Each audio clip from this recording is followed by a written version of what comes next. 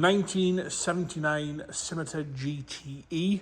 This is a 6A, 3 litre SX V6 on the 4-speed manual with the overdrive. So it's a manual car, this one. Like I say, it's the 3 litre V6. Bodywork wise, I'm going to start off the bonnet, work our way around onto the interior.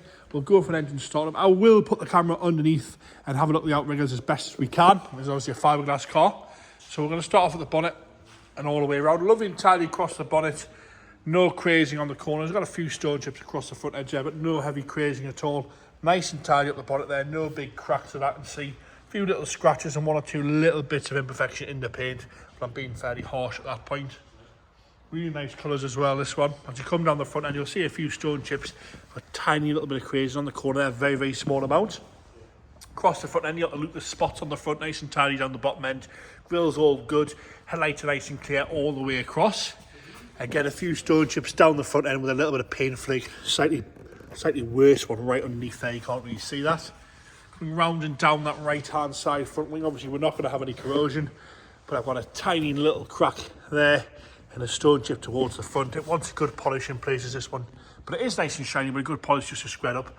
The gaps seem to be pretty good. Across the lower half, all nice and tidy with a little bit of paint flick on the corner there. I'm going to go in and underneath so you can have a good look at the outriggers as best as I can. I'm on the floor here.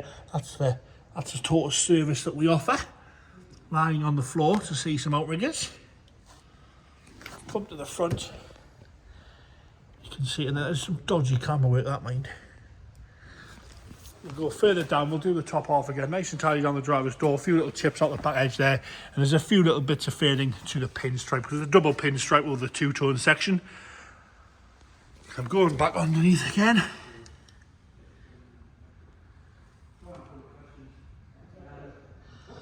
Hope that is a help. There we go.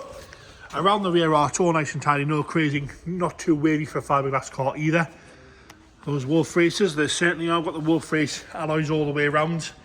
Roof's lovely and tidy all the way across with a few very light bubbling, a little bit of osmosis here and there on the roof. Around the sunroof's all good as well.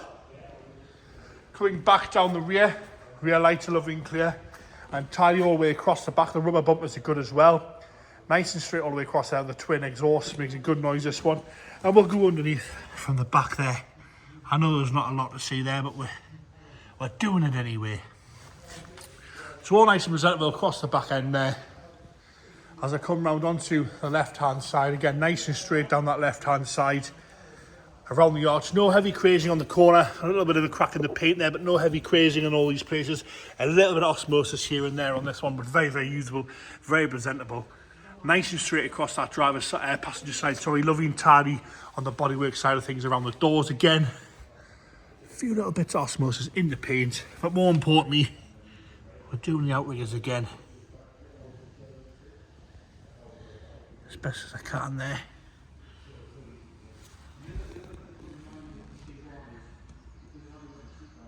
See that there? All the way down. Nice and tidy on the top half there. We'll do the front and we'll step back and have a look at the left hand side again.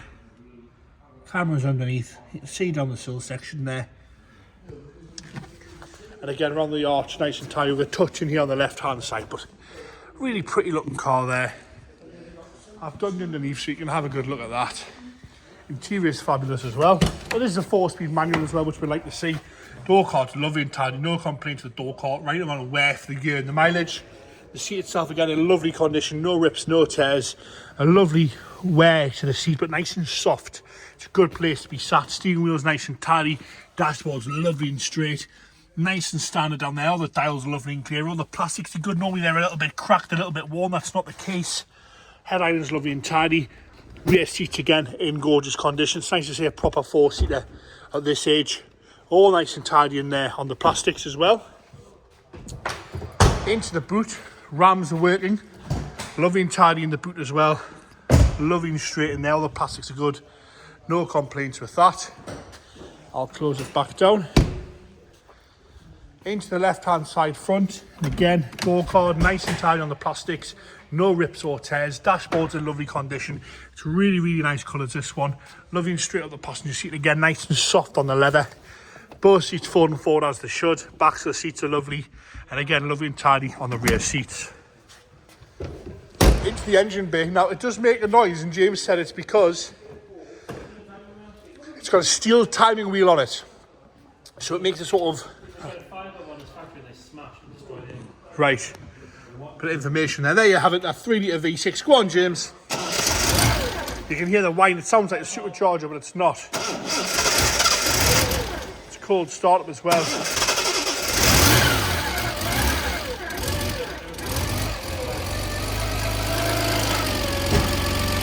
We'll be having a meeting tomorrow about James not knowing how to start a car there, considering that he's owned a Scimitar as well, so you should know better. Taking over nice and happy there. No complaint to that. You can hear that steel timing wheel there.